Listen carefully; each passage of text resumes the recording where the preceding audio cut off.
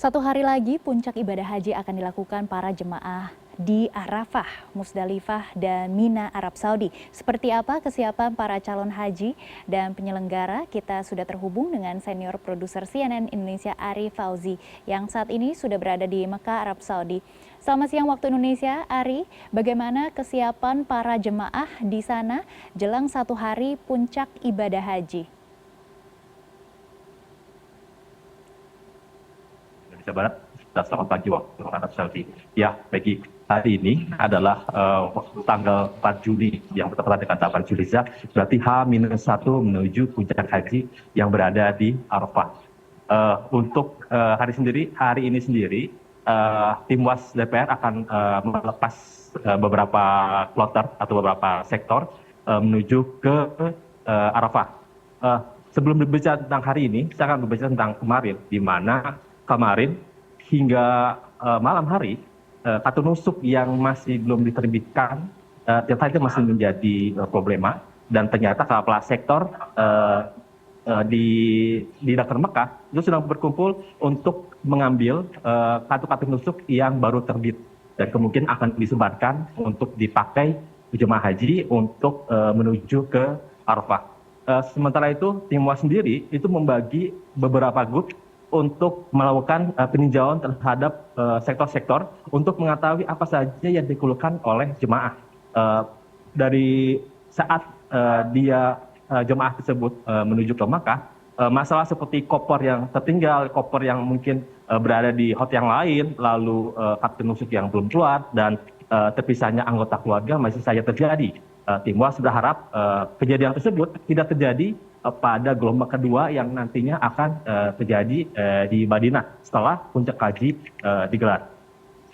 Lalu untuk PPIH sendiri, PPIH Arab Saudi, Syarikah, dan Kementerian Arab Saudi Umroh Haji Arab Saudi sudah memastikan bahwa keberangkatan, pembagian tenda, kepulangan jamaah Indonesia, jamaah haji asal Indonesia itu berdasarkan syarikah, markas, dan hotel. Ini dilakukan agar terpisahnya anggota keluarga, baik suami istri, baik anak, baik pendamping lansia dan disabilitas dengan pendampingnya tidak terjadi lagi. Lalu pemerintah sendiri itu sebetulnya sudah memberikan beberapa kemudahan saat puncak haji, yaitu pertama adalah safari wukuf yang biasa akan diperuntukkan untuk lansia. Yang kedua adalah ada murur, di mana lansia atau yang sakit dia tidak turun dari bis saat di Musdalifah. Dan yang ketiga adalah tanazul. Namun tanazul beberapa hari lalu akhirnya dibatalkan oleh pemerintah Arab Saudi.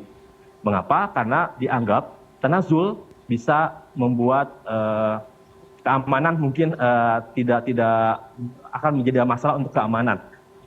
Dibandingkan saja di Indonesia sendiri yang akan mengikuti tanazul adalah 30.000 orang. Tanazul sendiri itu di mana setelah dari Mina mereka akan kembali ke Mekah. Jadi tidak menginap di Mina. Bila tanazul itu dilakukan untuk jemaah Indonesia sendiri itu ada 30.000 orang. Itu belum lagi dengan jemaah-jemaah di luar negara Indonesia. Bayangkan ketika tanazul itu akhirnya diberlakukan, bayangkan bagaimana chaosnya perjalanan menuju ke Arafah atau Mina. Jadi atas alasan keamanan tersebut, akhirnya dari pemerintah Arab Saudi memutuskan bahwa untuk tahun sekarang tanazul tidak dilakukan, namun akan dilakukan tahun-tahun berikutnya dengan lebih baik lagi. Lalu dengan tidak adanya tanazul, berarti jemaah diwajibkan untuk berada di tenda saat mengikuti rangkaian ibadah saat di Arab Musna. Untuk pemerintah sendiri memang memberikan beberapa himbauan untuk jemaah ketika sedang mengikuti proses di Arab Musna. Yang pertama adalah jemaah haji dilarang keluar pukul 10 waktu Arab Saudi hingga pukul 16 waktu Arab Saudi. Mengapa? Karena suhu itu bisa mencapai 45 sampai 50 derajat, sehingga ditakutkan akan mempengaruhi kesehatan dari jemaah haji asal Indonesia. Yang kedua adalah tetap disiplin untuk pergerakan di Arab Musna, bahwa setiap pergerakan itu sudah dijadwalkan dengan syarikah-syarikahnya. Lalu ada larangan sembelih di luar dari yang sudah ditetapkan oleh Arab Saudi, yaitu melalui adahi. Yang ketiga, lontar jumroh itu balik lagi ke tadi pergerakan jemaah haji itu sudah sesuai dengan syariat ya. Jadi lontar jumroh pun sudah sesuai dengan jadwalnya. Jadi tidak ada jemaah yang dikeluar jadwal tersebut agar lebih membuat kenyamanan jemaah haji tersendiri. Dan yang ketiga, yang selanjutnya adalah khatun nusuk adalah hal yang selalu wajib dibawa karena di Armusna khatun nusuk akan selalu diperiksa. Dan yang terakhir adalah selalu jaga kesehatan dengan minum vitamin dan selalu menggunakan masker. Dan diharapkan bahwa dengan banyak himbauan tersebut, jemaah haji Indonesia bisa menyelesaikan semua praktisi ibadah haji dengan aman, nyaman, dan yang penting tetap sehat.